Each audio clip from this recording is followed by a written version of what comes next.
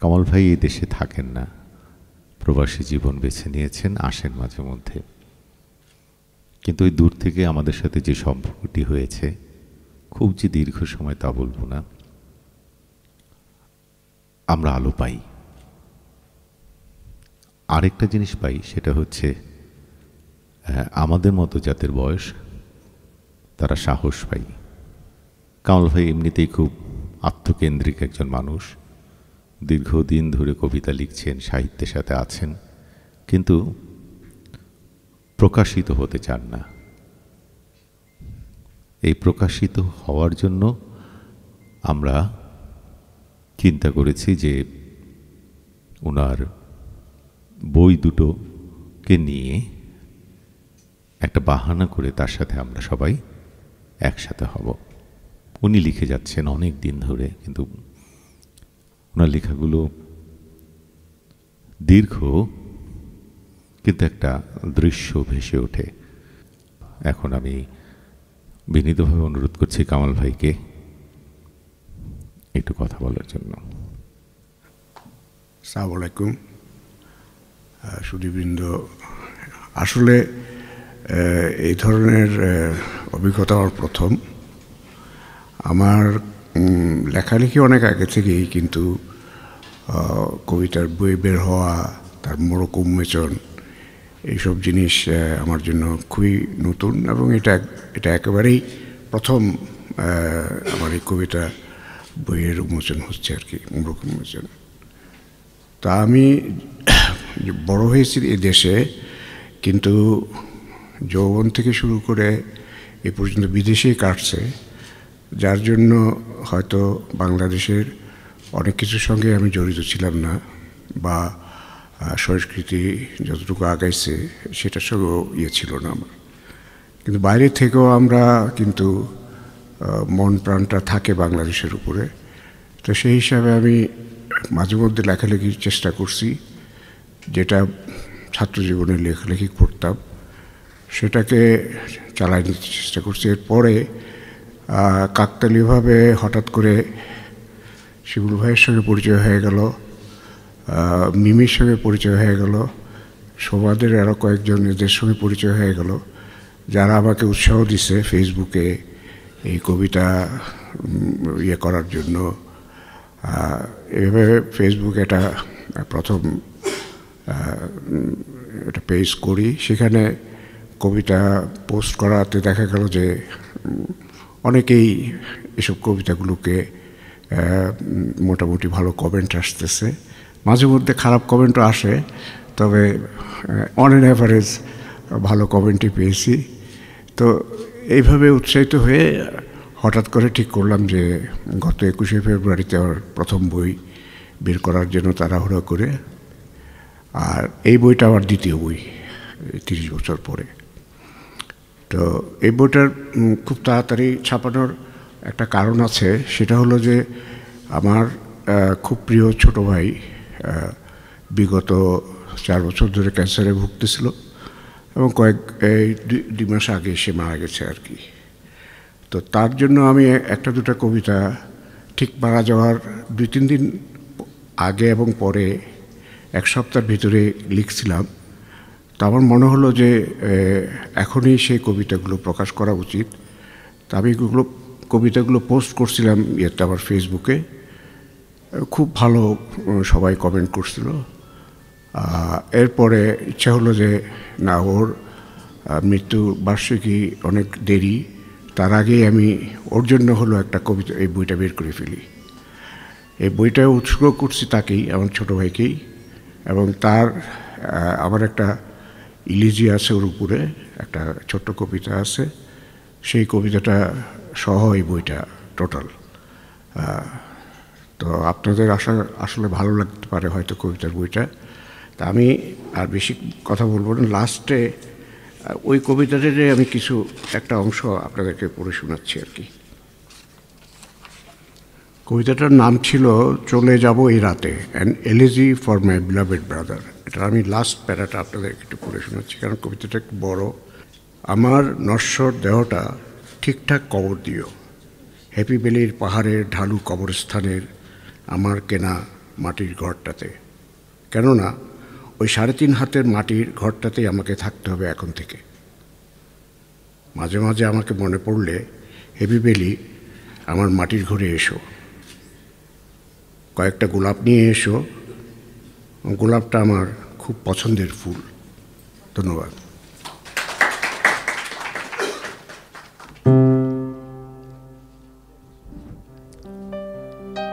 অনন্যা, তুই দেখে যা আমি কেমন আছি। তুই বলেছিলি একবার তুই আসবি আমাকে দেখতে, যদি সময় পাস। এখন তো সময় পাবার কথা। শুনেছি হাসান নেই আর।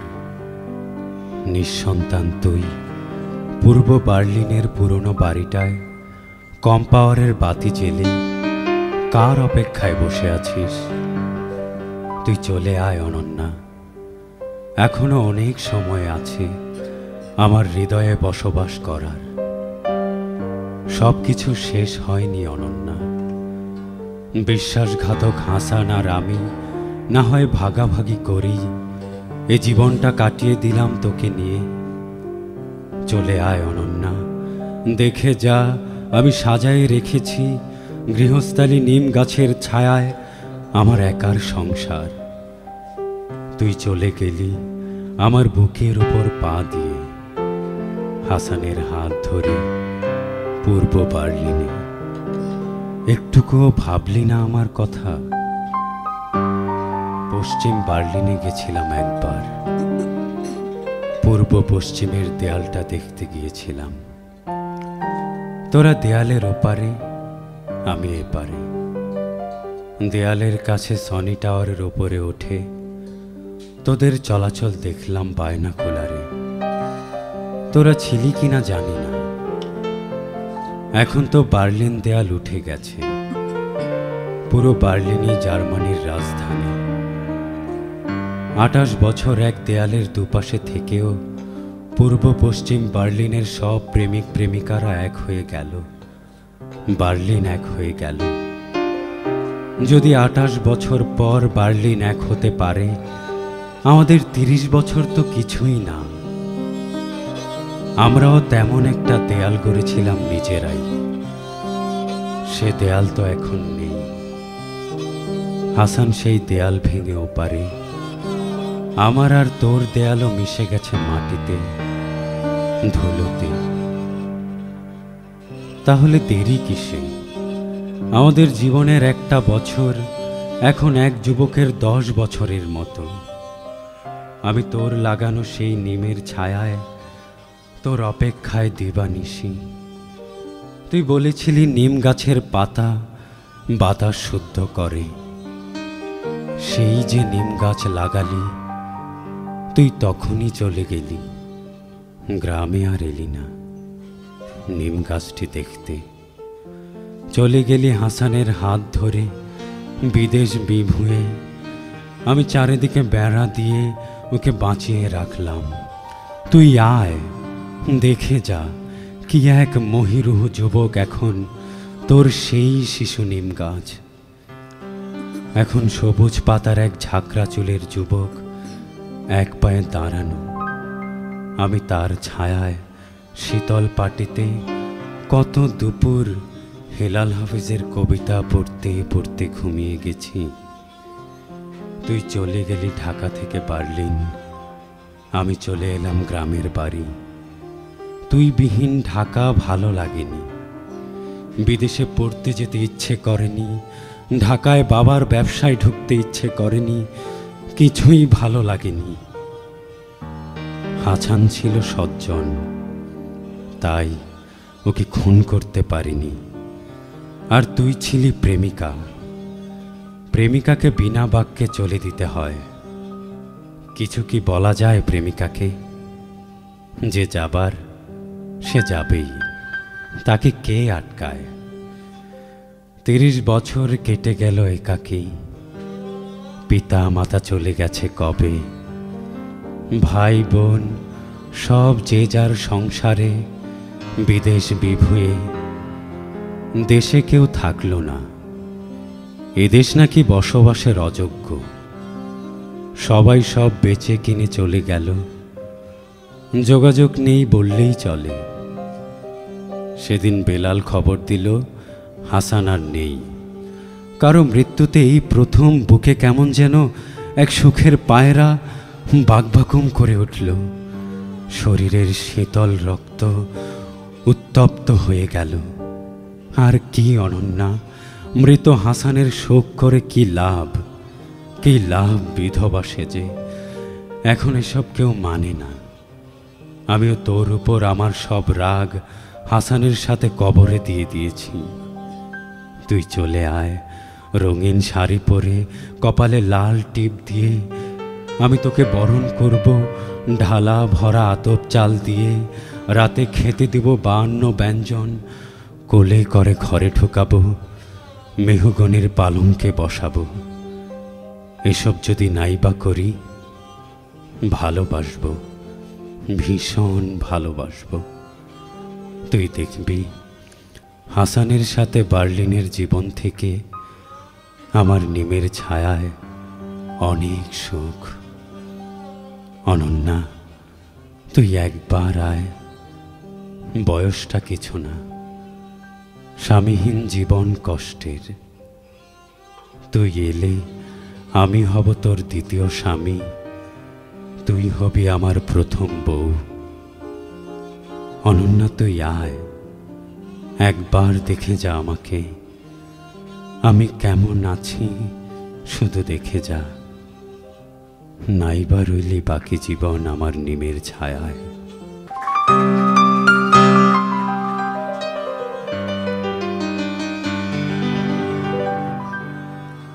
মেঘের পরে মেঘ জমেছে, আঁধার করে আসে। আমায় কেন বসিয়ে রাখো একা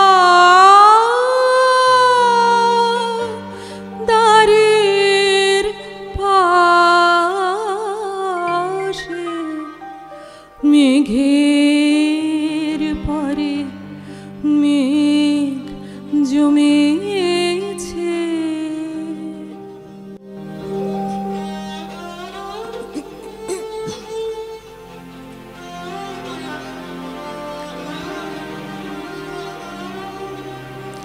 কাজের দিনে নানা কাজে থাকি, নানা লোকের মাঝে। আজ আমি যে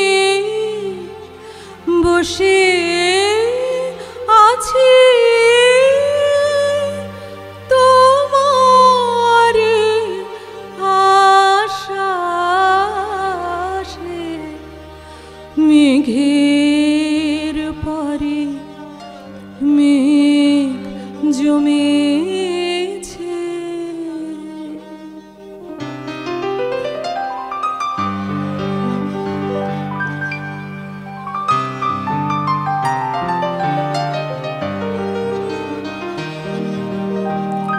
তুমি যদি না দেখা দাও, করো আমায় হেলা, কেমন করে কাটে আমার এমন মাদল বেলা। দূরের পানে মেলে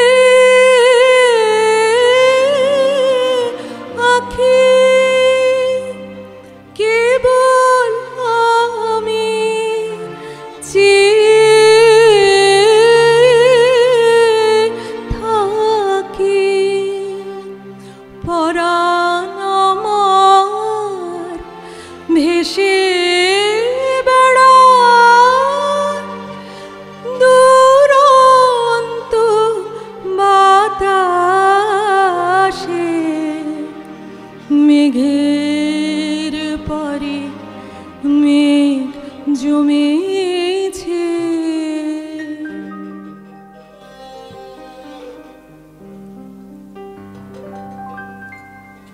ঘুম ভেঙে মনে পড়ল আজ ভ্যালেন্টাইন্স ডে।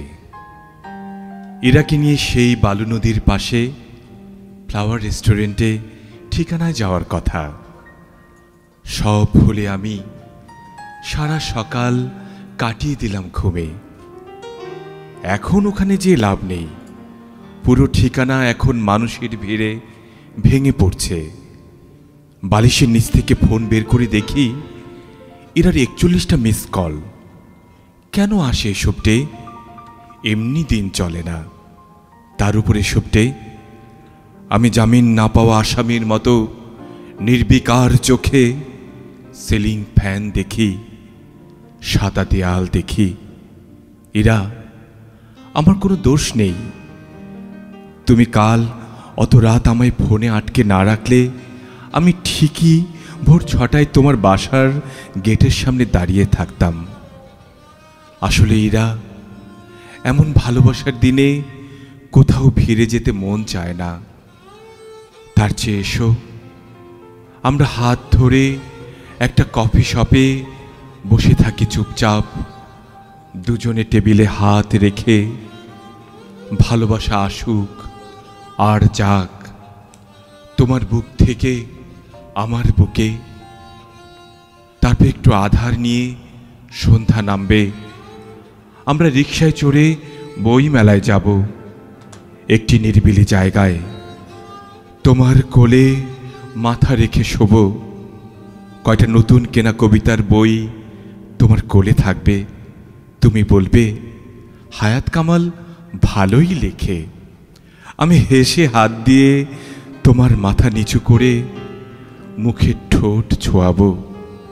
এরা আমাদের ভালোবাসা সব দিনের, সব ঋতুর, সব বছরের। একটা দিনে আলাদাভাবে কিভাবে বলি আজ তোমায় ভালোবাসি। যে হৃদয় প্রতিটা শব্দে বলেছে ভালোবাসি, সে হৃদয় ভালোবাসার দিনে আলাদা করে কি আর বলবে এরা। একটা ভালোবাসা হলো সমুদ্র যেমন দিগন্তে মেশে, একজন ইরা তেমন আমার বুকের হৃদয়ে মেশে।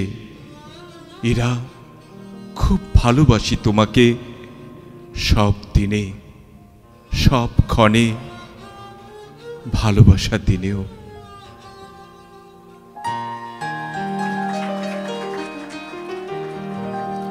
ভালোবাসি ভালোবাসি ভালোবাসি ভালোবাসি, এই সুরে কাছে দূরে জলে স্থলে বাজায় বাজায় বাঁশি।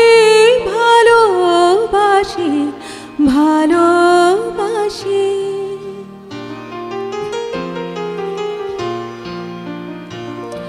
আকাশে কার বুকের মাঝে ব্যথা বাজে, দিগন্তে কার কালো আখি, আখির জলে যায় ভাসি। ভালোবাসি ভালোবাসি ভালোবাসি।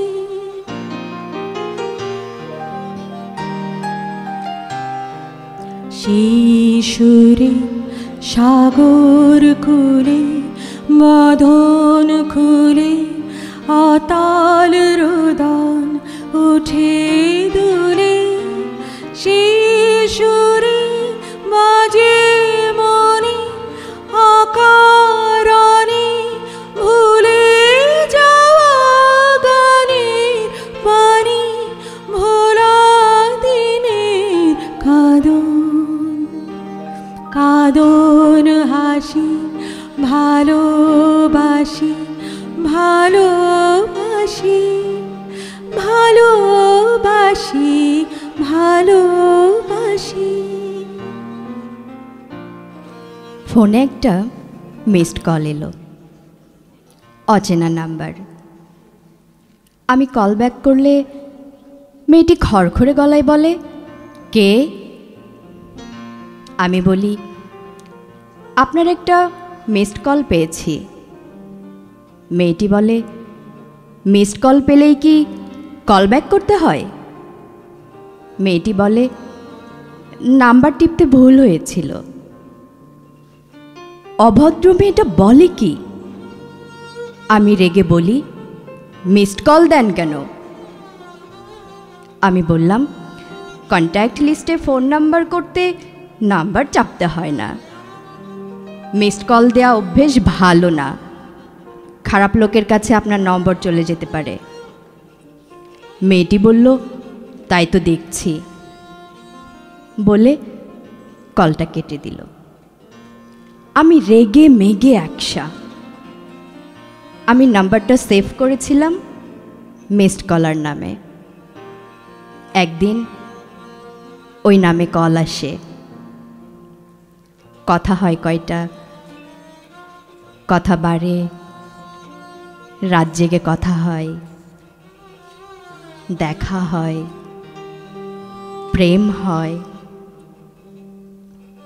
কন্ট্যাক্ট লিস্টে নামটা এডিট করি, লিখি প্রেমিকা।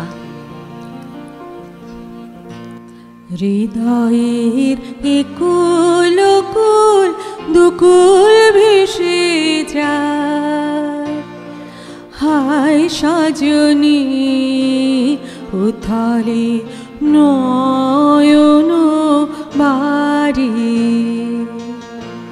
হৃদয়ের একুল অকুল দুকুল ভেসে যায়, হায় সজনী উথালে নয়ন বাড়ি। যেদিকে চেয়ে দেখি ওগো সখী, যেদিকে চেয়ে দেখি ওগো সখী, কিছু আর চিনিতে না পারি। উথালে নয়ন বাড়ি।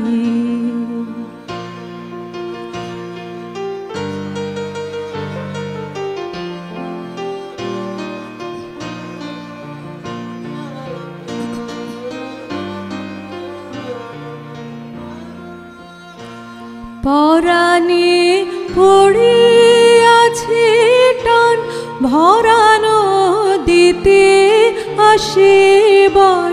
পরাণে পড়ে আছে টান, ভরানো দিতে আসে বন। সহসা কি ঘোর তুফান সজনী গো, ও বাঁধো আর বাঁধিতে নারী। হৃদয়ের একুল অকুল দুকুল ভেসে যায়, হায় সজনী উথালে নয়ন বাড়ি। তোকে নক করলাম, পেলাম না। আমি বনানীর বার্গার কিংয়ে বসা, তুই আসলি না।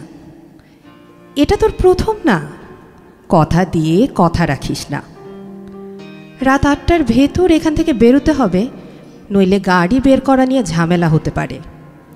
8টার পর সব গাড়ি চলাচল গুলশান বনানী এলাকা বন্ধ করে দিবে। পুলিশ তাই তো অ্যানাউন্স করলো। তিন্নি আমার প্রথম প্রেমিকা। বেশি দিন হয়নি প্রেমে পড়েছি। তিন্নি এবার 18 পড়েছে, আমি 18। তবে তিন্নি বড় বাইমাত স্বভাবের মেয়ে, কথায় আচরণে খুব স্লিপারি। তবু আমি তার উপর দারুণ ফিদা। আজকের কথাই ধরা যাক। সেই সন্ধে থেকে বার্গার কিংয়ে বসা। তুই বলেছিলি বার্গার খাওয়ার শখ। আমি বললাম চল হিলটনে, তুই বললি না বার্গার কিং। ছি, এসব জায়গায় কতক্ষণ বসে থাকা যায়। আমি তিন্নিকে নক দিলাম আবার, ওর ফোন ডেড। আমি বেরিয়ে পড়লাম। হঠাৎ নিজেকে ঝাঁক ছাড়া বালিহাঁসের মতো লাগলো। তিন্নির সাথে 31st নাইটটা কাটাবো বলে সবাইকে কার্ড দিয়েছি। এখন তো দলছুট ষাঁড়ের মতো এদিক ওদিক ঘুরতে হবে। তবে ঢাকায় পথে পথে পুলিশ চেকপোস্ট, রাস্তায় ঘোরাঘুরি ঠিক হবে না। আমি গাড়ি ঘুরিয়ে গুলশান 1-এর 16 নম্বর রাস্তায় চাচার বাসায় ঢুকে গেলাম। এখানে আজ আমার সব কাজিনদের রুফটপ পার্টি করার কথা। আমার ঠোঁট কাটা পিচ্ছি বোনটাও আসবে। আমি ছাদে উঠে দেখি জমজমাট আয়োজন। আতশবাজি পোড়ানোর লোক এনেছে, লাল নীল আলোয় সারা ছাদ সাজানো। বিফ, মাটন, বারবিকিউ চলছে। ডিজে টুংটাং করে সব ঠিক করছে। আজ জম্পেশ ডিজের গানের তালে তালে নাচ হবে। আমার কাজিনরা আমাকে ময়ূরের দলে দাঁড় কাকের মতো বিহেভ করছে, কারণ এদের সাথে আমার মিল নেই। আমি কিছুটা হিমুর মতো হয়েছি। হিমুদের এসব বড়লোকি হল্লোর পছন্দ হয় না। আমি আমার ছোট্ট টয়োটাটা নিয়ে ঘুরি। বাবা চাচাদের সব 6000 সিসির বড় বড় এসইউভি আমার পছন্দ নয়। এবছর ফলে বাইরে পড়তে যাব। এটাই ঢাকায় আমার লাস্ট 31st নাইট। কবে আবার আসি ঠিক নাই। তাই তিন্নির সাথে এ রাতটা কাটাতে চেয়েছিলাম। আমি হেঁটে বেরিয়ে পড়লাম। পুলিশ চেকপোস্টের রিকশায় চেপে বসলাম। বললাম, মামা উত্তরা যাবা? মামা বলে, বহুত দূর, তাই চলেন। আমি কেন উত্তরা যাচ্ছি জানি না। তিন্নি উত্তরা থাকে জানি, তবে বাসা চিনি না। আমি এ বাসা সে বাসা নক করি, বলি এখানে তিন্নি থাকে। পাই না তিন্নিকে।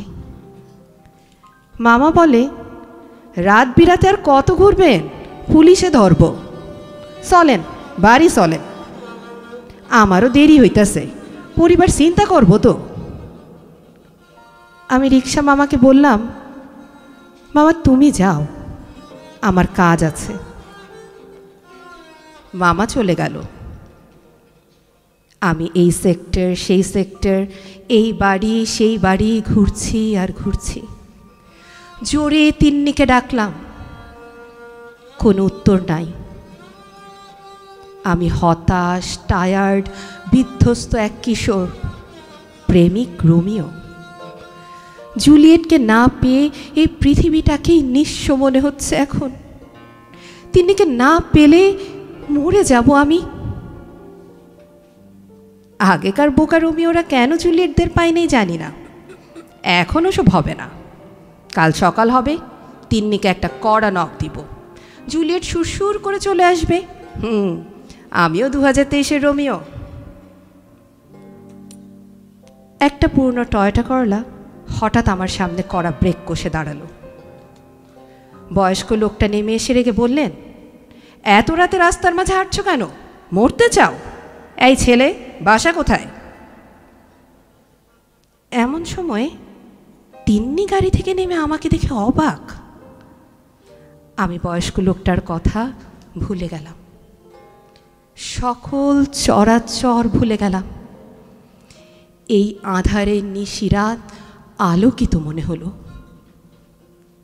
আমি তিন্নিকে জড়িয়ে ধরলাম, খুব জোরে জড়িয়ে ধরলাম।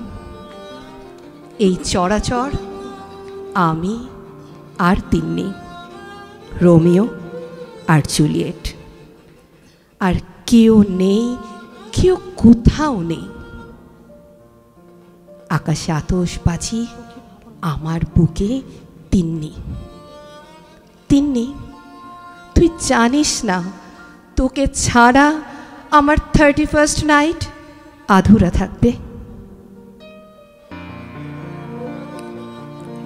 তোমরা যে বলো দিবস রজনী, ভালোবাসা ভালোবাসা, সুখী ভালোবাসা কারে কয়, সে কি কেবলি যাতনা ময়, সে কি কেবলি চোখের জলে, সে কি কেবলি দুঃখের আশ, লোকে তবে করে কি সুখেরই তরে এমন দুঃখের আশ।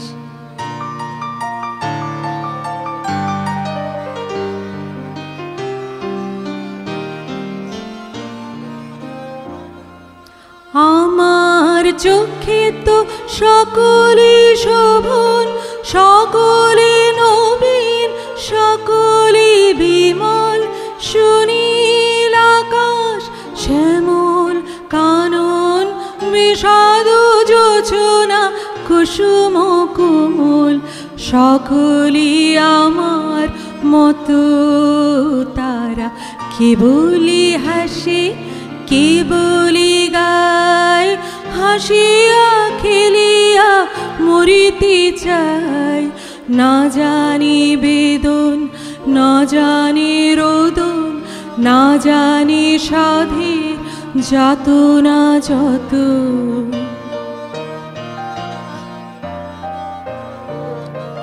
ফুল সে হাসিতে হাসিতে ঝরে, যোচনা হাসিয়া মিলাই যায়, হাসিতে হাসিতে আলোক সাগরে আকাশের তারা ত্যাগী খায়। আমার মতন সুখী কে আছে, আয় সখী আয় আমার কাছে, সুখীর হৃদয়ের সুখের গান শুনিয়া তোদের জুড়াবে প্রাণ।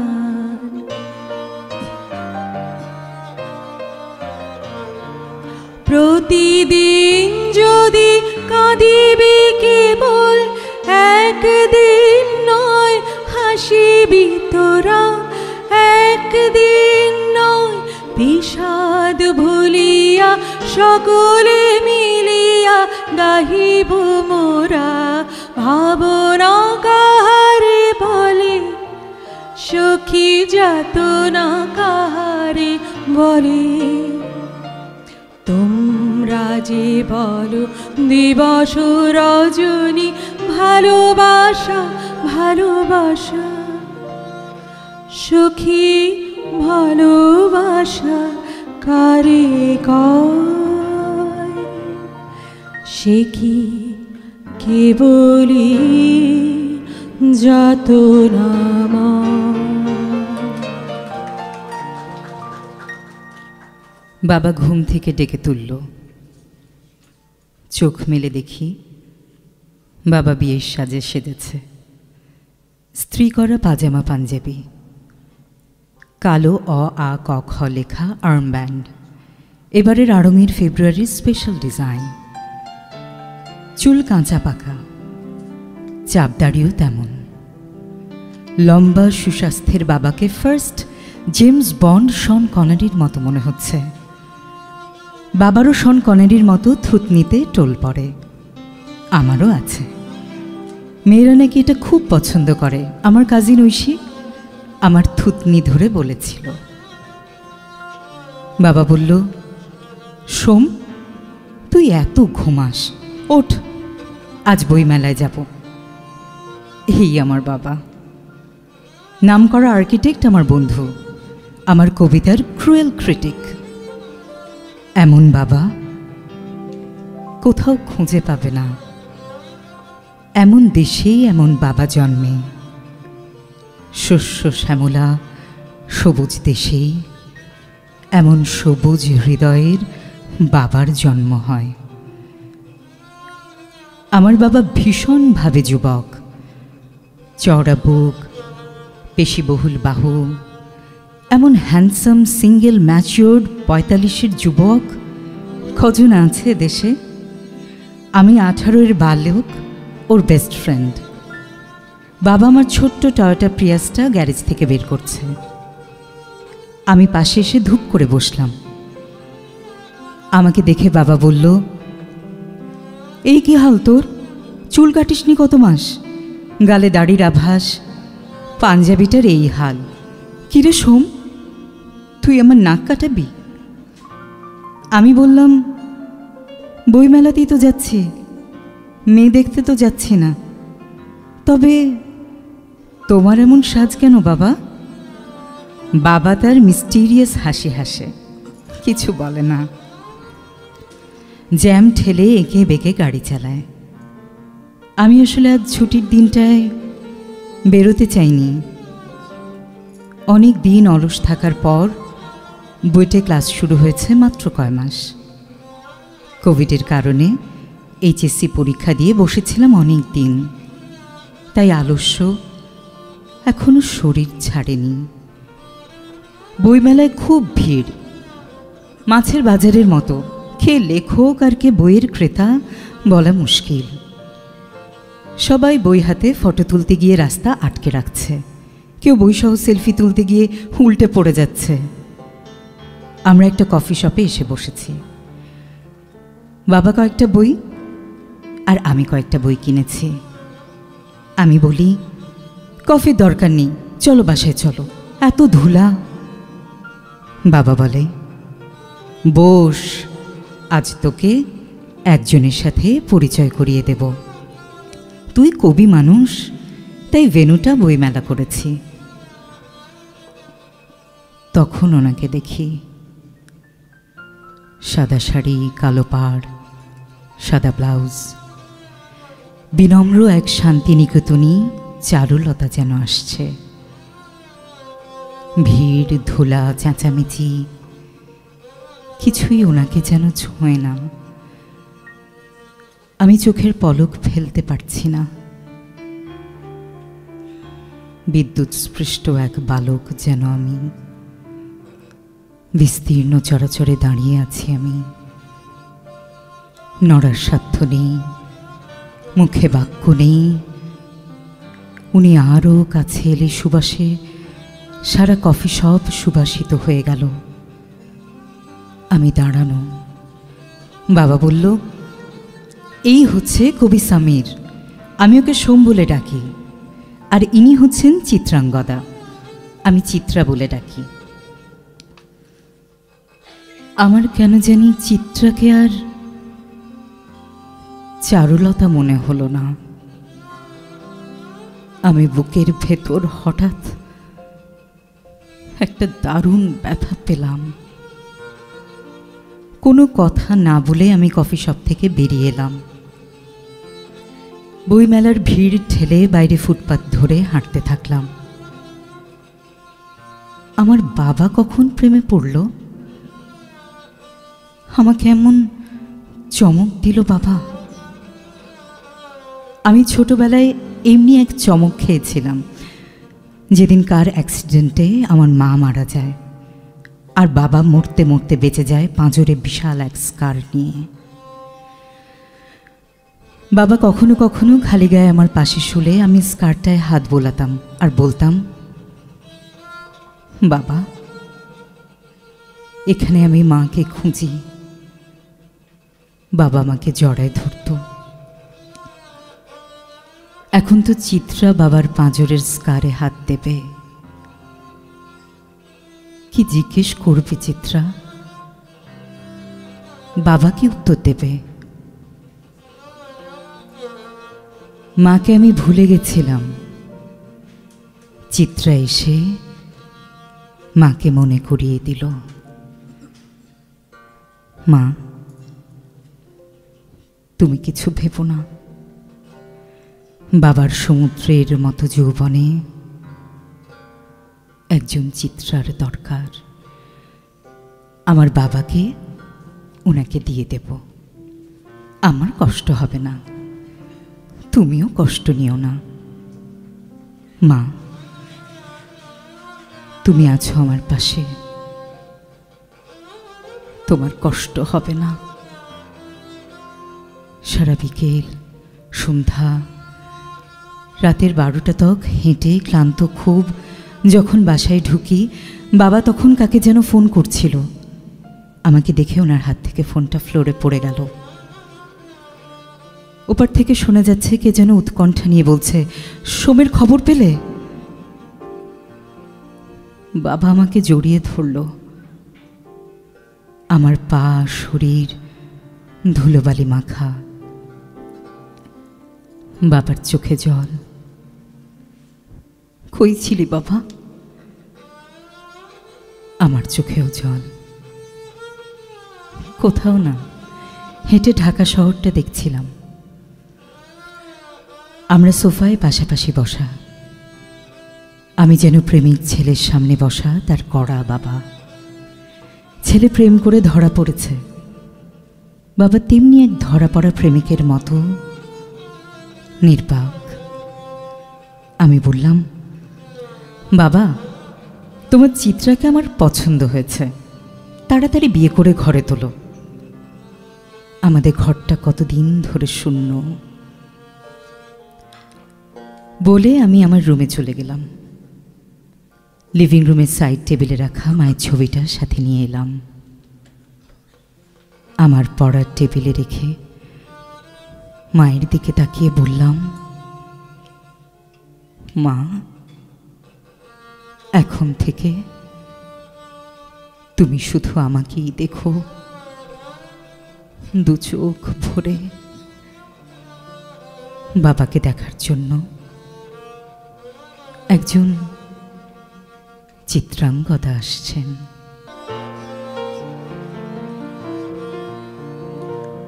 দাঁড়িয়ে আছো তুমি আমার গানে ওপারে, দাঁড়িয়ে আছো তুমি আমার গানের ওপারে। আমার সুরগুলি পায় চরণ, আমি পাইনি তোমারে। দাঁড়িয়ে আছো তুমি আমার গানের ওপারে।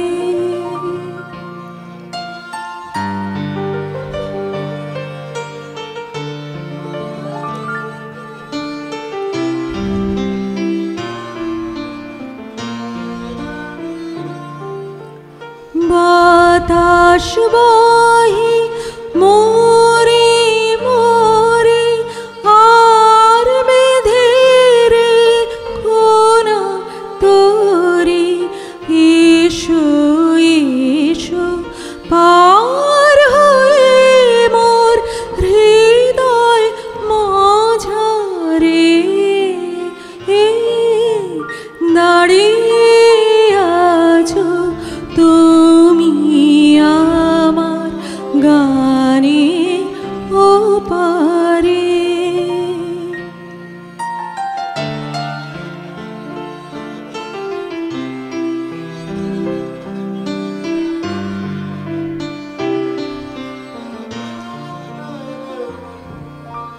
তোমার সাথে গানের খেলা, দূরের খেলা যে বেদনাতে বাঁশি বাজায় সকল বেলা যে। কবে নিয়ে আমার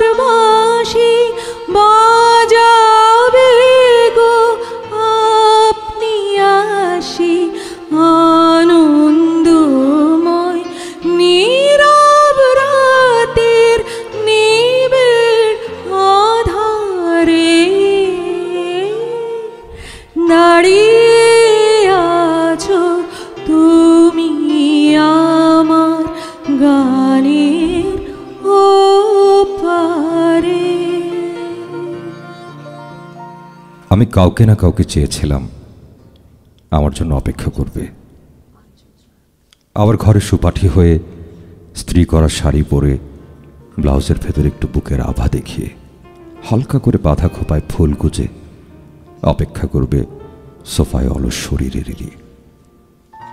আমার কাজ সেরে বিকেলে ঘরে ফেরা দেখে ওর চোখ নাচবে, দেহে তার একটা সুবাতাস বইবে। এমন কেউ থাকুক আমার অপেক্ষায়, আমার ঘরে ফেরার অপেক্ষায় বিকেলের মরা রৌদ্রে। আমি চেয়েছিলাম সততি, পাইনি। ঘর শূন্য, এখনো হৃদয়ও শূন্য। আমি কাউকে না কাউকে চেয়েছিলাম আসুক এক জ্যোৎস্না রাতে শীতের প্রারম্ভে, থাকুক আমার নিকোনো উঠোনে, টিনের দোচালা ঘরে শীতল পাটি পাতা মেঝেতে বসে হারমোনিয়ামে সুর তুলবে।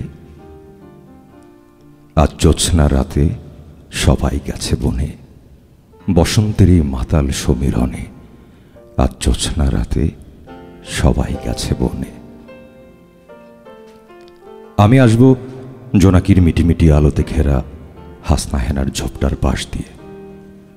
উঠোনের কোনাকুনি হেঁটে আসব মাঝখানে পাতা শীতল পাটির পারে, বসবো তার পাশে। কখন যে তার কোলে মাথা রেখে শুয়ে চোখ বুজে শুনব তার গান, ভাসব সুরের সাগরে।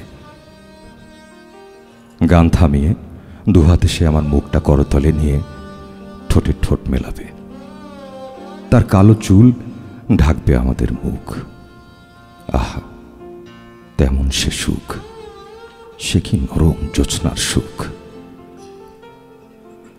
আসলে তেমন জ্যোৎস্না রাতে টিনের কোনো দোতলা বাড়িতে কখনো আমি থাকিনি। জোনাকি পোকা দেখিনি আমি, তেমন কেউ গায়নি গান। আমি কাউকে না কাউকে চেয়েছিলাম সকালবেলা শেভ করার সময় হঠাৎ পেছন থেকে ধরবে গলা জড়িয়ে, আমার হাত নড়ে শেভিং ব্লেডে কিছুটা ঠোঁটের উপর কেটে লাল রক্ত সাদা ফোমে রক্তজবা ফুল এঁকে বেরোবে। সে ভয় পাবে, শাড়ির আঁচল দিয়ে আমার ঠোঁট জোড়া চেপে ধরবে।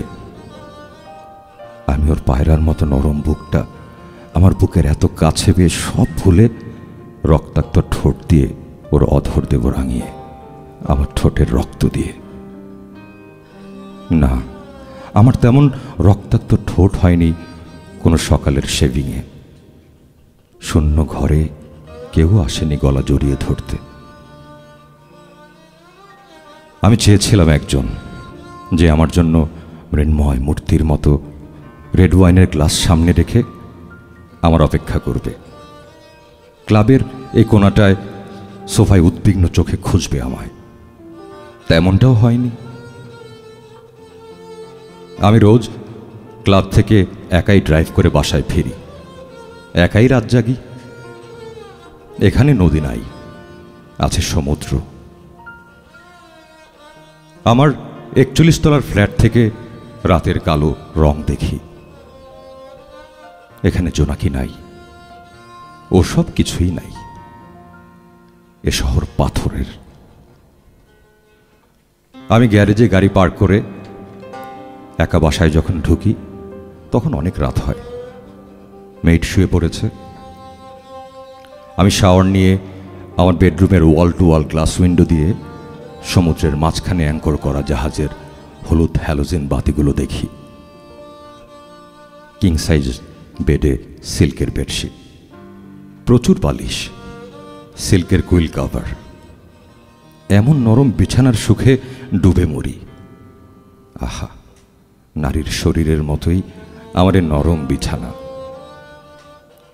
তখন আমার নেম ব্লুটুথ স্পিকারে ওস্তাদ সুজাত খান ভরাট গলায় গাইতে থাকেন, जो डूबना है तो इतने सुकून से डूबो कि आसपास लहरों की कभी पता न लगे। আমি কাউকে পাইনি, সবাই কাউকে পায় না, তবে সুখ না পাওয়াতেও থাকে।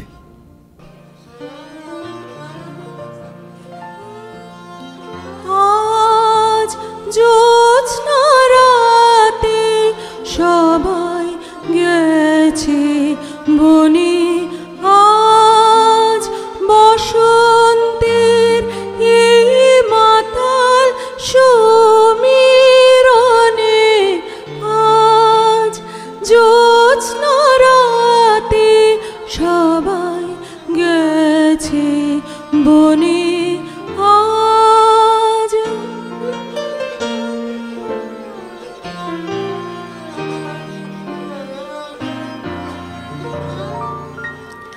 যাব না, যাব না গো, যাব না যে রইন পড়ে ঘরের মাঝে এই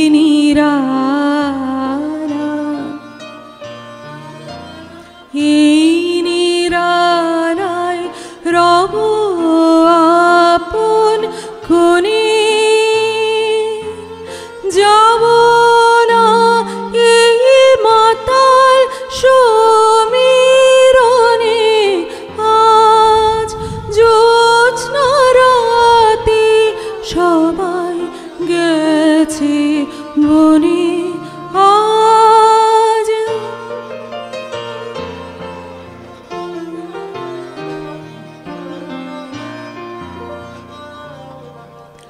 আমারে ঘর বহু যতন করে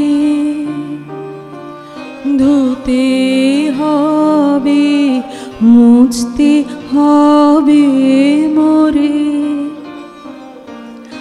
আমারে যে জাগতে হবে, কি জানি সে আসবে কবে, যদি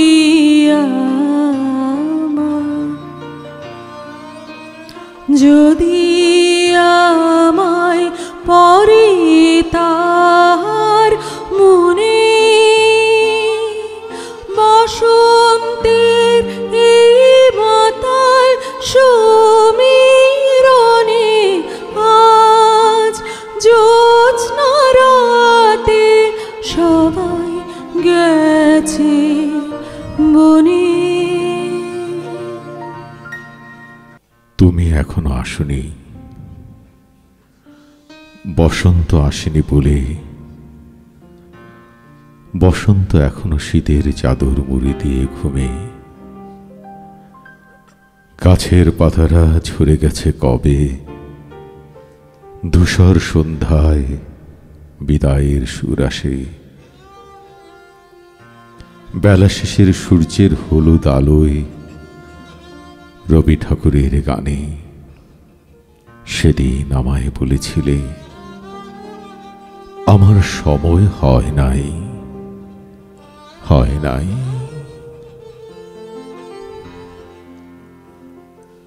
সেদিন আমায় বলেছিলে, আমার সময় হয় নাই, হয় নাই। সেদিন আমায় বলেছিলে, ফিরে ফিরে চলে গেলে, তাই সেদিন আমায় বলেছিলে। আমি ধূসর শীতের রাতের পর ভোরের কোকিলের ডাকে শুনে বুঝি বসন্ত এসেছে আমার দুয়ারে। বন্ধ দরজা খুলে দেখি কুয়াশা গেছে কবে মিশে। চারিদিক আলোয় আলোকময়, গাছে গাছে সবুজ পাতারা চিকচিক করে সূর্যালোকে। আমি আমার সকল দরজা খুলে দিই তুমি আসবে বলে। বেলার নাই বাকি, সময় হয়েছে নাকি, দিন শেষে দ্বারে বসে পথ পানে যাই, সেদিন আমায় বলেছিলে। তুমি আসো, তুমি আসো। শীতের ধূসর বিকেল কবে গেছে চলে। এখন চারিদিকে ফুল আর ফুল, ফুলের পরে রং বেরঙের প্রজাপতি উড়ে। সবুজ পাতার বাহার সকল গাছে গাছে। তোমার সময়, তোমার আসার সময় এখন।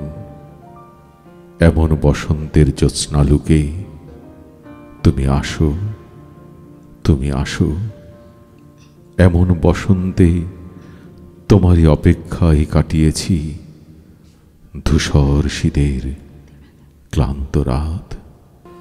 আজি দক্ষিণ দুয়ার খোলা, আজি দক্ষিণ দুয়ার, এসো হে এসো হে এসো হে আমার বসন্ত এসো। আজি দক্ষিণ দুয়ার খোলা, আজি দক্ষিণ দুয়ার। বলেছিলে এখনো সময় হয় নাই, চলে গিয়েছিলে আমায় ফেলে এক শীতের ধূসর রাতে।